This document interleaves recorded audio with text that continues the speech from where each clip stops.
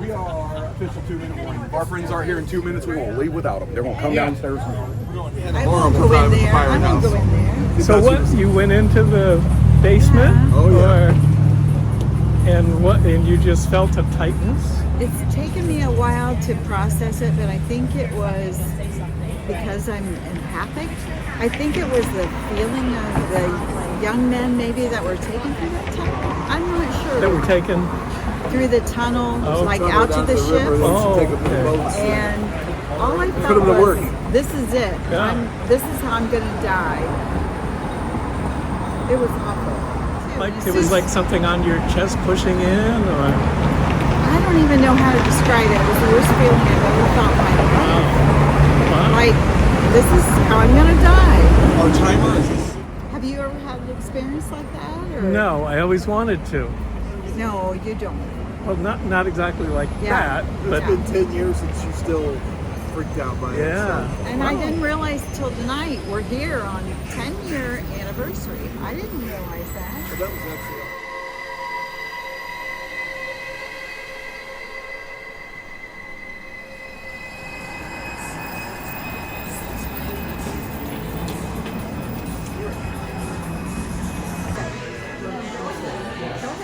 going down, Tammy? I don't know.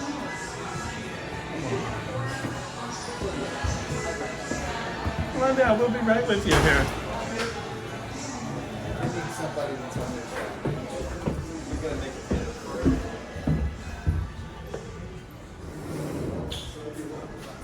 Yeah, it smells like 1821, doesn't it? Come on. Is she going? She's gonna dare the basement. She's a little intimidated about it.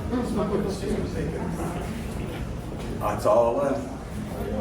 Come on in, everyone. Come on in. Again, I am Jody, and I'll be your guide for tonight. Y'all need anything you're around, you're gonna let me know. That video information downtown area. Places to go, stuff to eat, things to do while y'all are around. I love talking city of Savannah, and there's plenty of time to do it along the way. So quick disclaimers, y'all know this is a walking tour, right? I have no hearse, I have no horse and carriage to put you in later, and I got you for about an hour and a half. Once we start, we don't stop. Everybody's okay with that? Very good. That means we're going to start with history. History, haunted, repeat. That's the rhythm we're going to get into here in a little bit.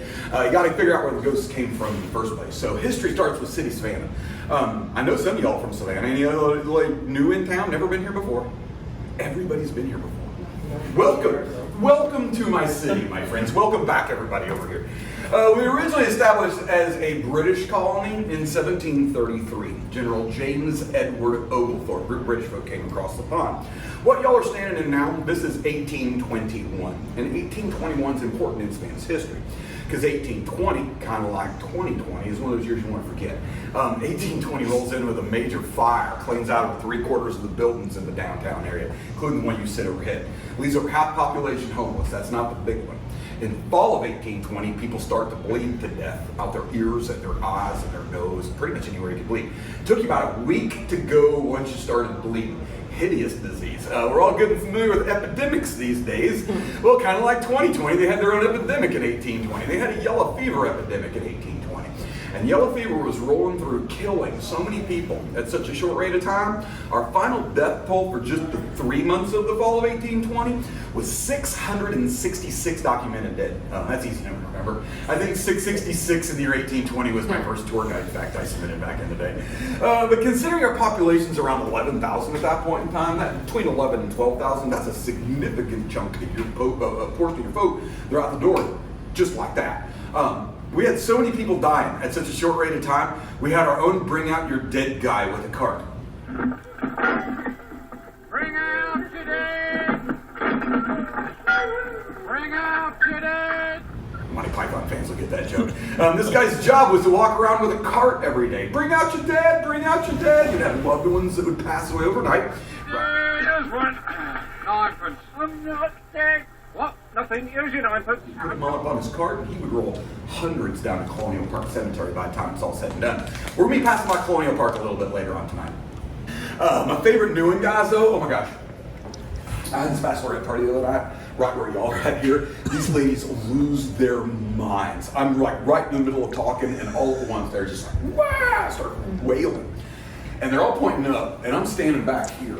And I'll look up just in time. Y'all know you're looking for orbs, those green light flashes, light stuff aren't supposed to be there. Think exactly the opposite of that. It was just like an empty black space is the best way I can describe it. It's about that big around, and it was there. The thing went over my shoulder. Lady said they caught it coming from the wall. The thing went over my shoulder. I ducked, and it went boom. They all ducked as it went over their head, and it was boom, gone in the corner just like that. I mean, light, dark, 3 dimensions. And it wasn't on a camera. I saw the thing with my eyeballs. I can explain a lot of things in this building. That one put me in a brand new existence. I love this place. Y'all are welcome to do anything in these 2 rooms. We cannot go back there. They're still working back there. We cannot go into there. Please don't go in there. They're still working in there. And you're welcome to take pictures stuff out of the bar, but please don't go behind the bar to do it. And other than that, we're going to hang out for the next 5-10 minutes, however long you need. 5 minutes or so, and then we're going to go 2 flights up into 2nd floor, unfinished business, straight back to 1821, and talk a little bit more weird stuff that's happening around here. Okay? All right. We got everybody? Y'all ready to go 2 flights up with me? All right.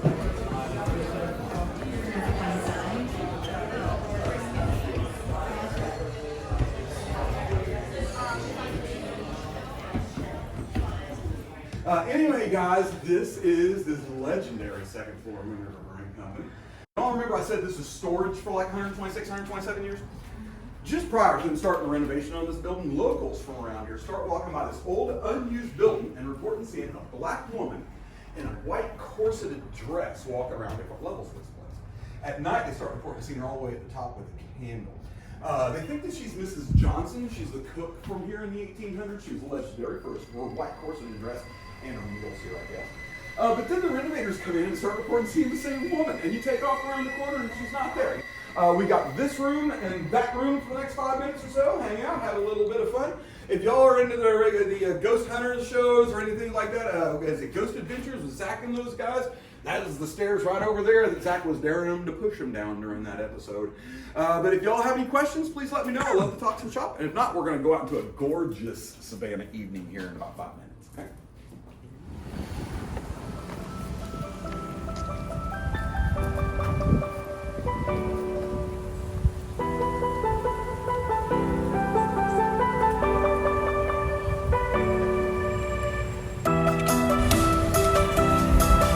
Guys, before I get started, seriously take a quick spin. There's not a bad angle from where y'all are at. This is easily my favorite spot in downtown Savannah, Georgia. Tour friends, this is Robert Johnson Square. Robert Johnson Square. Hey, if you're a blues guitarist, it's not that Robert Johnson. It's an entirely different Robert Johnson altogether. Robert Johnson I'm referring to did not sell his soul to the devil in order to play guitar. Robert Johnson I'm referring to as a royal governor from South Carolina back in the day. But friends, this is Savannah's oldest square. Mentioned a couple of times now, we originally established in 1733 as a British hall. The first thing the British did when they arrived here is they started laying out the city in what's called a gridiron system, a gridiron. A gridiron is just a bunch of squares. I mean, you already figured that one out. You've been here any duration of time. But this is our oldest square, Robert Johnson Square. And there are a number of historic big boys on this block before we get on to our most famous ghost downtown, little Gracie Watson. Historically speaking, one of the original 3 readings of the Declaration of Independence was done right here. Imagine a couple thousand people getting their blood pressure up, getting ready to go to war with the British, happening right here where we're standing at. I always thought that was a pretty cool fact. On the other side of the oak tree are the white pillars of Christchurch. Christchurch is the oldest church in Georgia. They've been worshiping in that spot since 1733. They've been worshiping there so long. John Wesley, the founder of Methodism, preached there before he founded Methodism is how old that place is. I was born and raised a Methodist, predates my religion. But that's still an active denomination. Y'all did do some repenting when you're in town. That's probably a pretty good place to start. Can't miss that. That's our city hall. That's real 13-karat gold leaf on top of the dome. We're one of the only 2 city halls that has real gold on the dome. Typically, real gold is used for state domes and capitol domes, and for city halls, they use copper. And it's us in San Francisco. One on either coast got real gold on the city hall dome. Y'all need to do some pillaging when you're in town. Probably a pretty good place to start. And then can't miss that. That's the Nathaniel Greene Monument. Nathaniel fought during our Revolutionary War, which is ironic because man's born and raised a Quaker in Rhode Island. He's supposed to be a pacifist, not supposed to fight, but the man in his house said he fought like a fiend whenever he went to war. Had the strength of 10 men when he hit the battlefield. His old wife's tale. He rose quickly through the ranks to become a major general by the end of the Revolutionary War. He was one of George Washington's top advisors. Retired here to the Savannah area in one piece, forgot to wear his hat one day in the summer, died of heat stroke of all things. We'll take down the biggest and the best of them around here. And if y'all get the heebie-jeebies when you're around, him and his son, their ashes are buried underneath that monument. Might be one of the reasons, but it's not the big one. The big one, guys, it just walked right by it. You didn't even know. The Regions Bank building. Scary, right? Somebody the other night yelled out interest rates whenever I said that. I'm like, that is scary. But the Regions building in the 1880s is called the Pulaski Hotel. The Pulaski's owned by a family called the Watson family. And the Watsons are from Boston. They're Yankees down here buying up real estate at the end of the Civil War. Carpetbaggers is what they called them because they'd show up in town with a carpet bag full of cash to come buy cheap real estate. This is a prime example. Where I'm going with this. Mrs. Watson had this romantic notion. They're just going to buy one of the best hotels in town, just rub elbows and integrate right off the bat. Found out really quick they can hold a grudge in the South when they lose a war. So she had no friends at all when she moved into town, but they had money. She also realized the rich people in Savannah fled the city when Union Army moved in.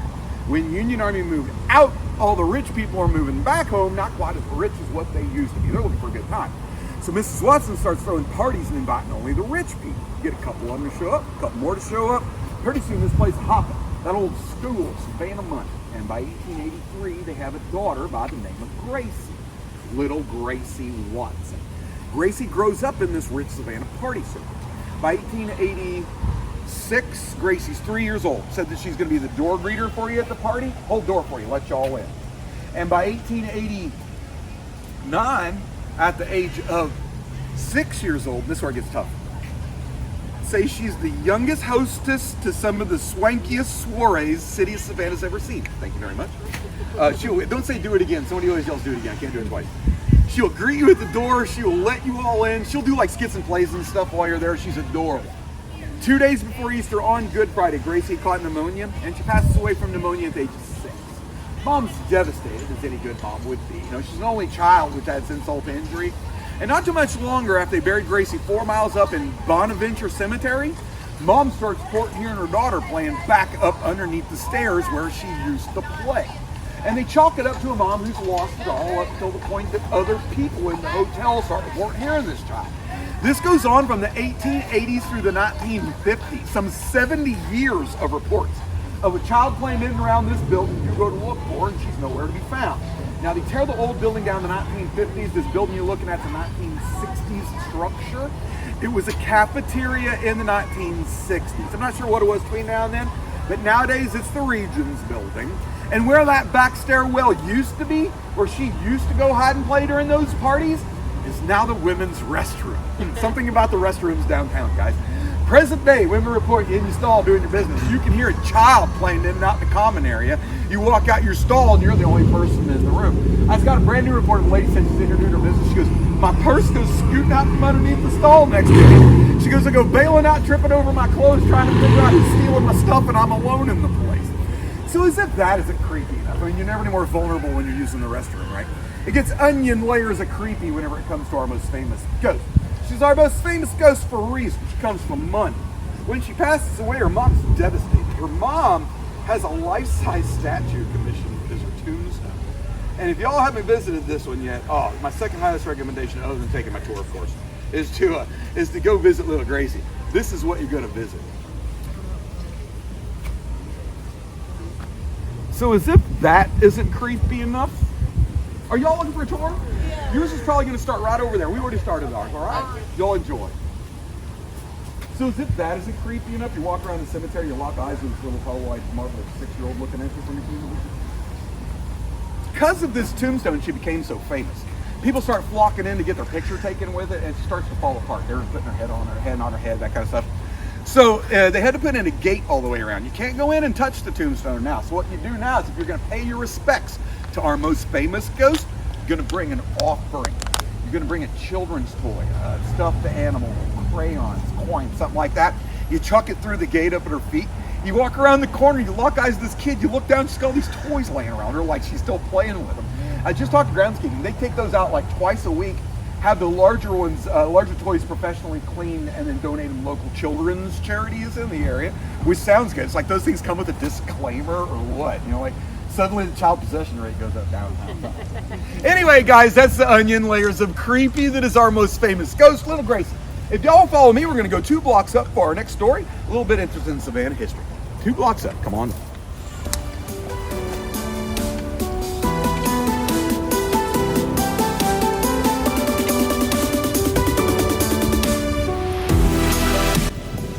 Real quickly before we cross, y'all gonna recognize that next time you watch Forrest Gump. At the very beginning of Forrest Gump, when Feather's floating around, the last thing that feather does is stall dead from that church people for like 2 or 3 seconds. And then Tom Hanks is sitting out at the base of that church over there. We're gonna be getting closer. That view is only gonna get better. But I like to give you a little bit of heads up so you can eyeball it along the way and know you get ready to enter Forrest Gump.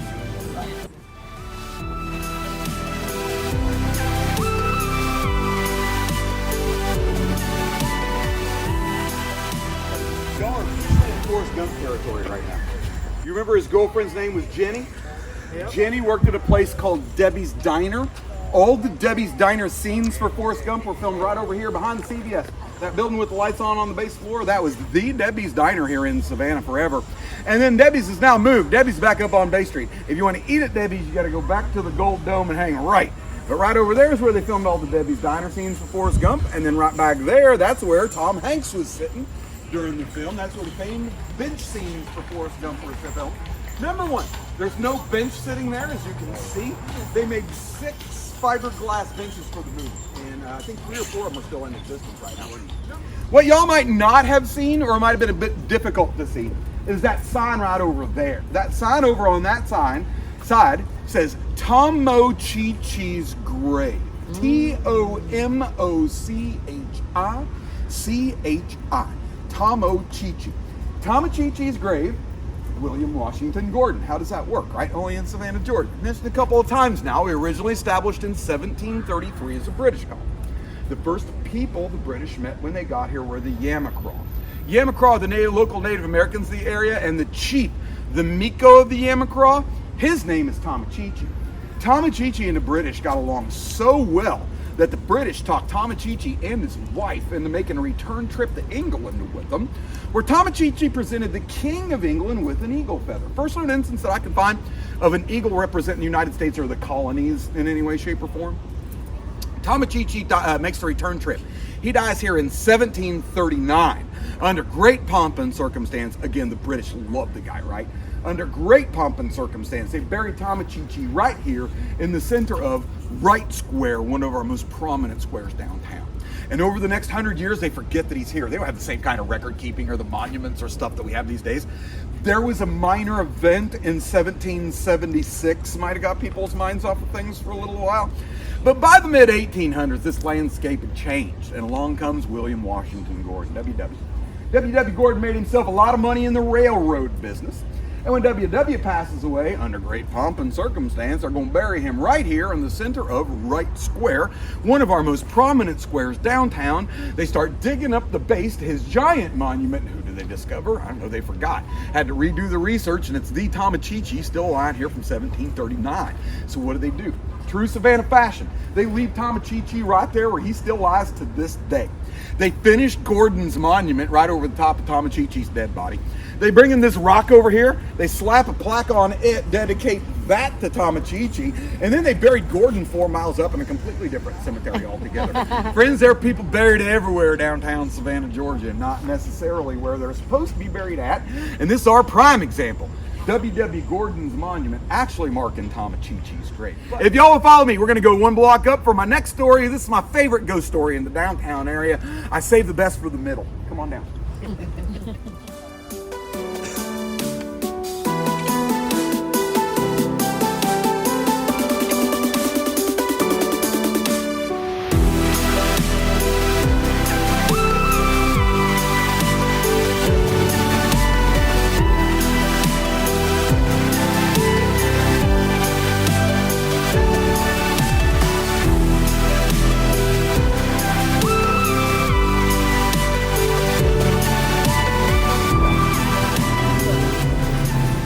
Beautiful view again. Y'all gonna recognize this next time you watch Forrest Gump. But my ghost story is right over here. If y'all will follow.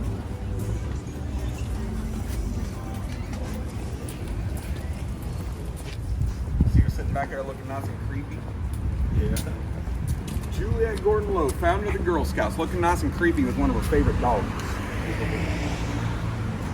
Y'all see what I'm talking about back there? That's Juliette Gordon Lowe, founder of the Girl Scouts, sitting in the back looking nice and creepy. But again, there she is with one of her favorite dogs, Juliette Gordon Lowe. And guys, this is my favorite ghost story downtown. And my favorite ghost story downtown doesn't have a lot to do with Juliette. It's all about her mom and her dad. Juliette Gordon Lowe's mother's name was Nellie, and her dad's name was Willie. Nellie and Willie met at Yale University in the mid-1800s. When Nellie's family was visiting, they didn't allow ladies to enroll in Yale at that point in time. Nellie's family was visited, and Nellie was sliding down the second-story banister rail in the library, which is unheard of for a lady in the 1800s, right?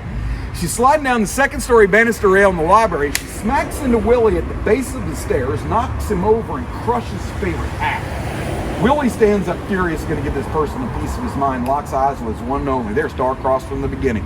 courted through college, got married right thereafter, had several children, including the Juliette Gordelow on Halloween night. She's a Halloween baby. I thought that was a nice touch. Halloween 1860. She got a birthday coming up tomorrow. But war is on the horizon. Civil wars are coming. And they met at Yale because Nellie came from a rich northern family and Willie came from a rich southern family. So when the war, this is the loudest one, by the way. So when the war breaks out, Willie volunteers for the South. He volunteers for a Confederate unit called the Georgia Hussars.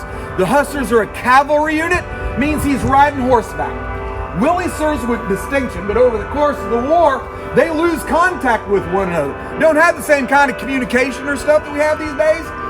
And I need to preface this Nellie thing a little bit farther. Nellie had a way about her. Nellie was once interviewed for a book, and they described her in this book as having fiery red hair, dark eyes, and a filthy mouth. And she wrote them back thanking them for such an accurate description.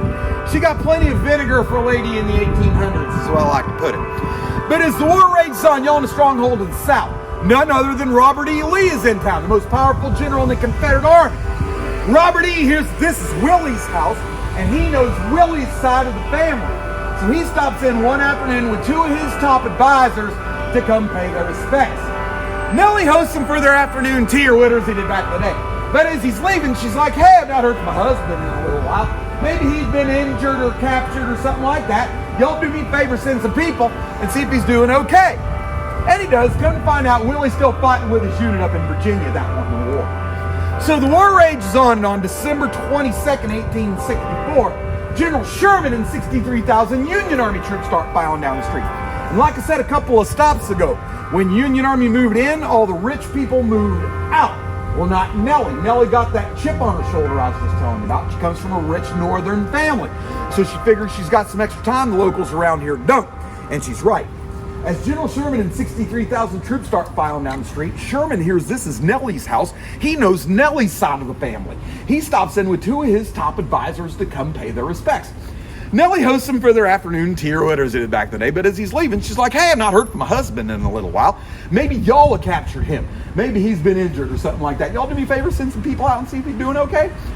During a war they were losing, she conscribes the most powerful general in the Confederate Army to go find her husband for her, and he does it.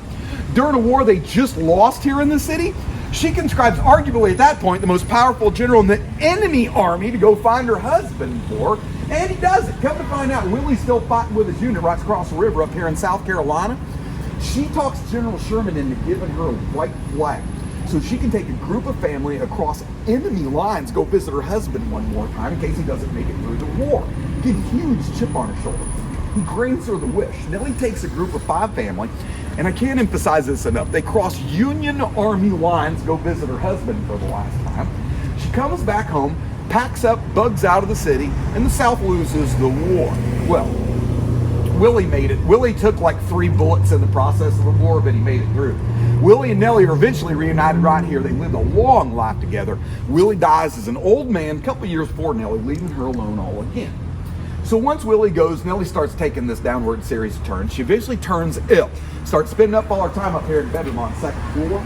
One night after she's gone to sleep, family realize the end's got to be near, right? They want to make some final arrangements for Nellie. They tiptoe past the room. They go at the top floor, up to the 3rd floor up there. They sit down at this table, start making some final arrangements for her. As they do this, they turn around, they look. Nellie had woke up, climbed the stairs, was eavesdropping on them, wondering what they're going to do with her after she's gone. And they start scolding her like, Nellie, you're much old. Doctor told you I'm supposed to be using the stairs. She goes, don't worry, I won't. Hops on the rail and slides it back down. Nellie got that much vinegar left from back in the day. But on Nellie's dying day, again, she takes this downward series of turns. She eventually goes unconscious. Every day she's unconscious, she's surrounded by family, but this particular day, family includes one of Willie's female relatives. I think she's a cousin. Willie's cousin decides she's tired. She's been in the room for a little while. She wants to relax. She crosses the hallway into the bedroom next door, sits down on the bed, relaxes for a little bit, looks back up across the hallway into her bedroom that she just walked out of, and much to her shock, out walks Willie in full military dress gear. Doesn't say a word. Steps out of Nellie's room, he hangs a right, goes down the hallway, and he's gone. Now, Willie's cousin's in shock because he's been dead for a couple of years now, right? She just walked out of the room herself, and she doesn't scream or anything, even though a half a step later, Nellie's family starts filing out to let her know Nellie's finally passed away. and again keeps it to herself until they walk out that door, my friends. The family comes up front to get a breath of fresh air now that Nellie's finally gone. They had a doorman. He's sitting out here on the stairs. He's got his face buried in his hands. He's crying like a baby. He's not heard word yet. They call him down. They ask him what's wrong because, again, they just walked down the stairs themselves. He looks up and says, I just opened the door for Mr. Willie. He put Miss Nellie in a carriage and they turned up Bull Street and was gone. On her dying day, her one and only come from the other side to give her a personal escort into the suite by and by so she didn't have to make the trip all alone. My friends, quintessential Southern love story.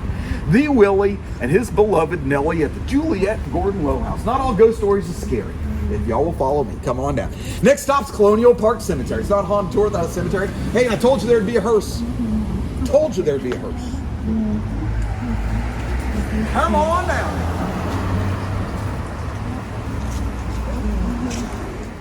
So our friend's gonna go across the street to Colonial Park Cemetery next. Y'all know? Didn't y'all know what the difference is between a graveyard and a cemetery? Been around them all your life. A cemetery does not have a church. A graveyard has a church on premise. That's the only difference.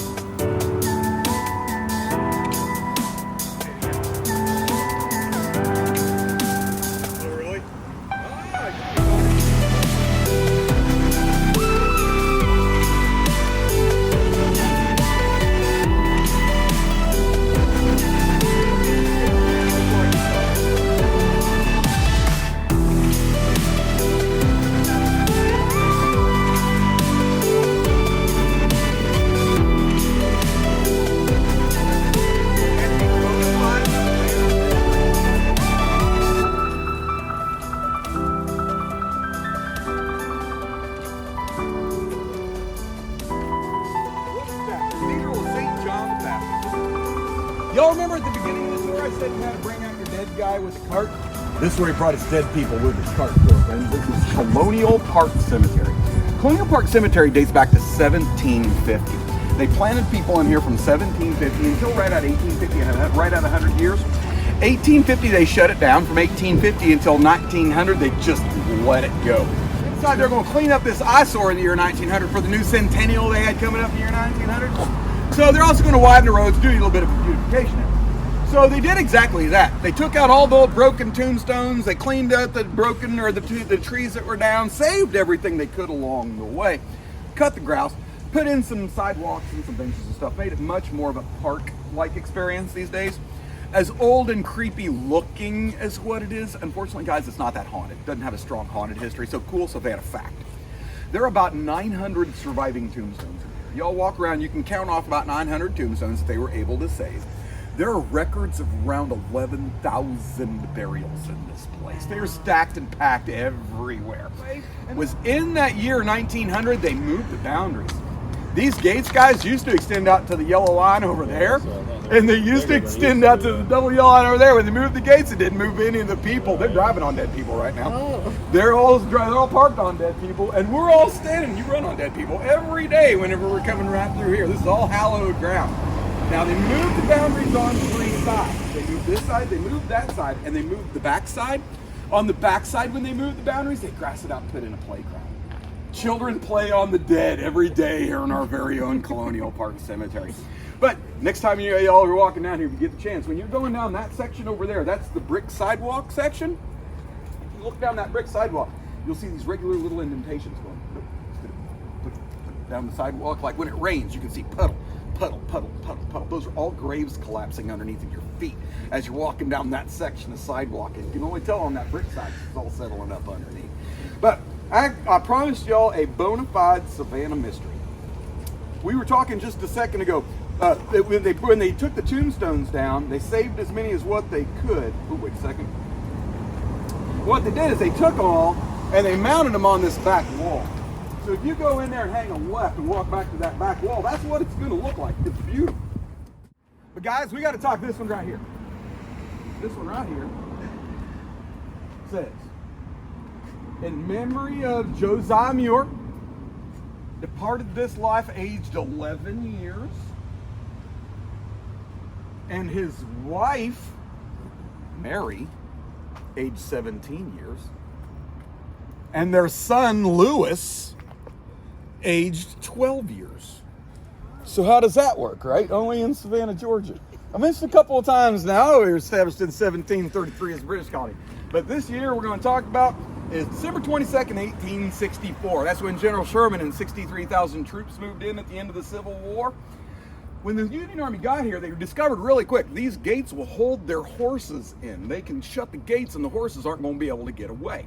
So they ended up camping inside with their horses, and they'd break into these little units and sleep down amongst the dead. But they're young, they're winning the war. I assume they've been drinking a bit at this point in time, and they start messing with tombstones. They mixed up a cement paste out of limestone, and they'd start filling in the edges.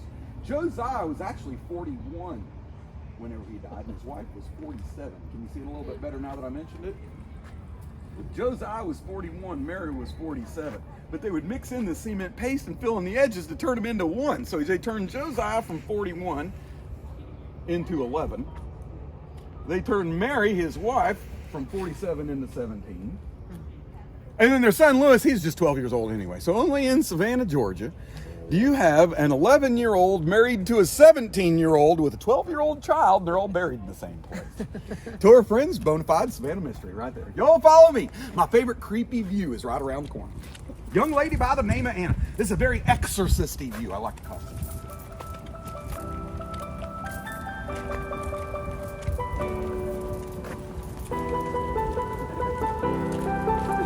You can see all the tours are all stacked down there, and it's because they need that. It's awesome.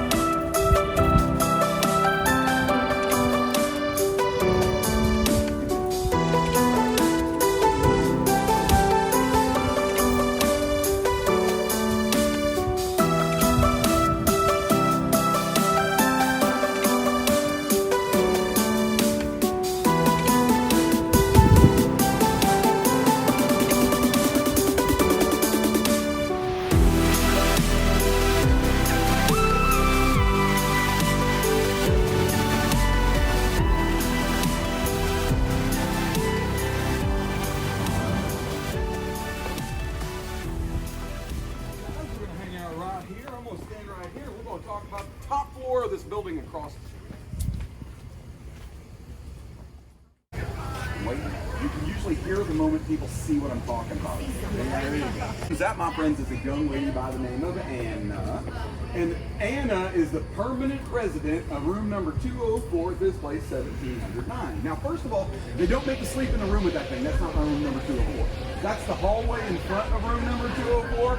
204 is over the one in the corner. They say if there's one haunted room that you can rent in downtown Savannah, Georgia, that's the one you're going to get. Fine. Anna was Irish, conscribed labor during the Irish potato famine. She signed herself off to a tough life that's better than starving to death in Ireland. And it's an old story. She fell in love with the wrong guy. Whenever she became pregnant, he left her. She didn't take it so well, and she didn't jump out of 204. That's the story I can find.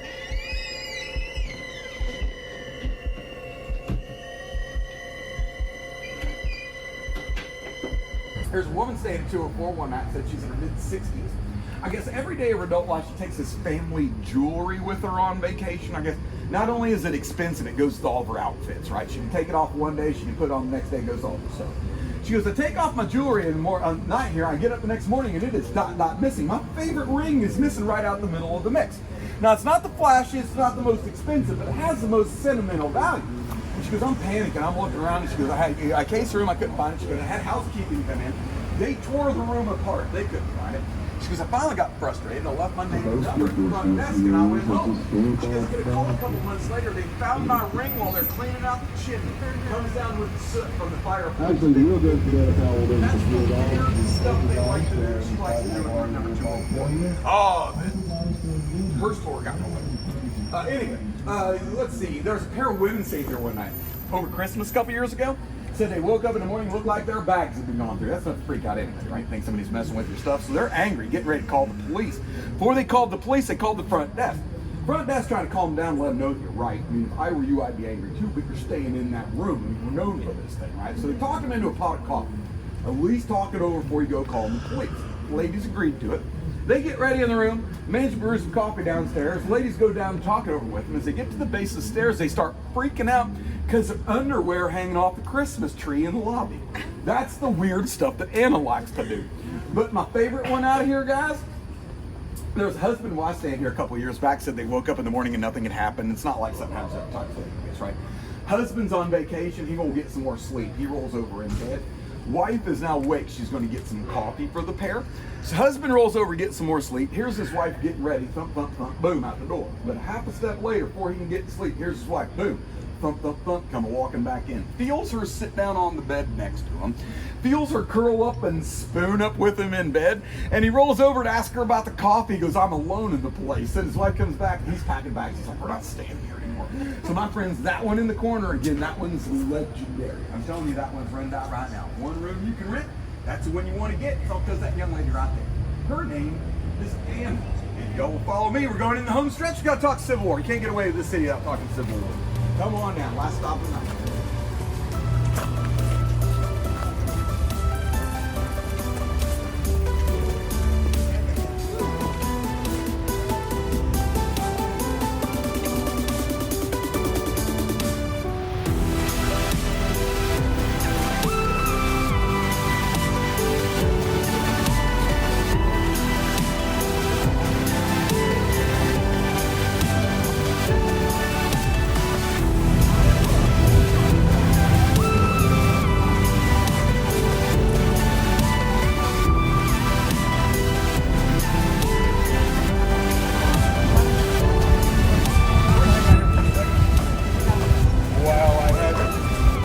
Guys, this is where we play How Long is the Line of Leopold. Y'all familiar with Leopold's world famous ice cream?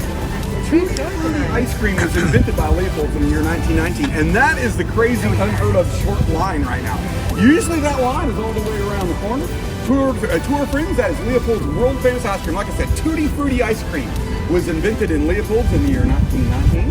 And we also have the Lucas Theater. Lucas dates back to 1921. In 1977, they shut it down, and the last movie they played was The Exorcist whenever they shut that place down. I thought that's neat. Next stop, come on in. Well, you know, there's a home cow right there, pretty simple right there. Fair enough. This building used to be utility building. Fair enough. Come on, dude. Back in the day. Tour friends, if y'all follow me. Guys, back in if you the don't day, mind. Can you just, back buddy, in if you don't mind? Savannah, they fucked up so much fucking utilities and water. Can you get your buddy? Shut up.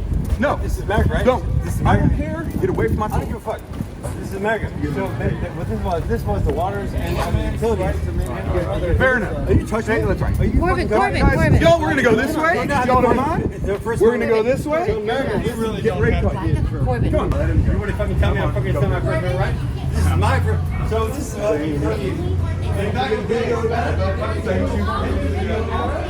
10 years ago, they fucking wanted the election bill so fucked up. They fucking released. Now, not every They released. Goodbye.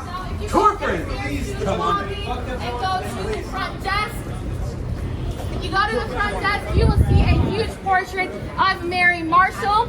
And people have been really confused because they've seen that woman walking all over the hallways and have even seen her looking out the window while they're going through. Tough crowd tonight. Tough crowd tonight. Ladies and gentlemen. We're gonna make the best out of that.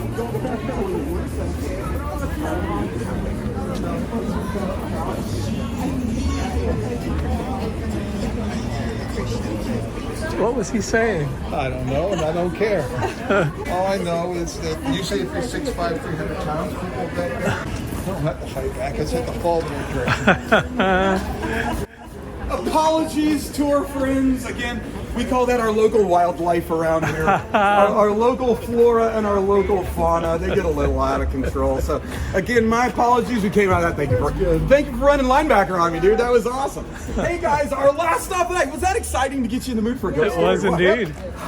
This makes you feel like you're alive again, right? Anyway, our last stop of the night, an historic Marshall House. Is that a view? Or what? Have any of y'all been to New Orleans?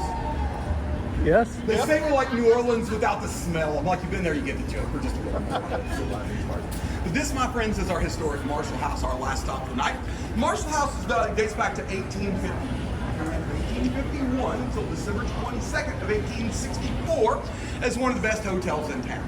And I keep hammering December 22nd, 1864, because that's when General Sherman, 63,000 troops showed up on our doorstep into the Civil War here in Savannah.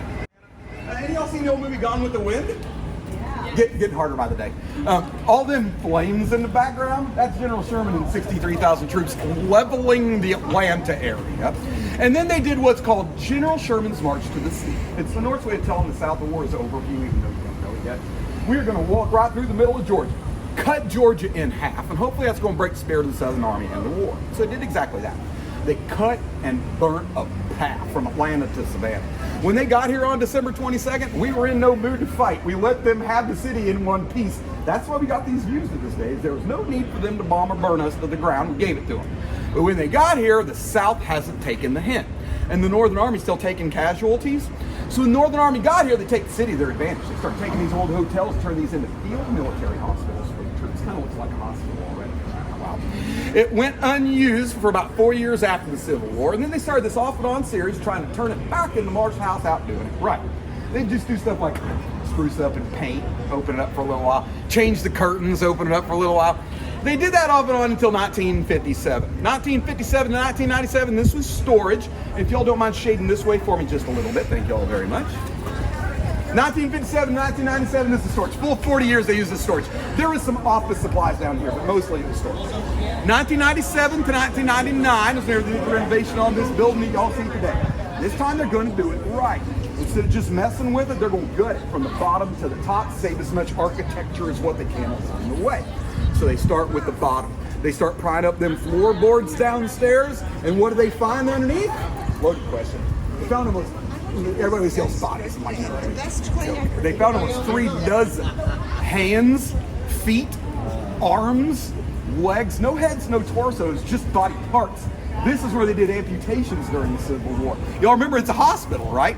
They were doing that to save these guys' lives. But what they would do is they would amputate, fill up these crates full of amputated limbs. It starts to stink after a little while.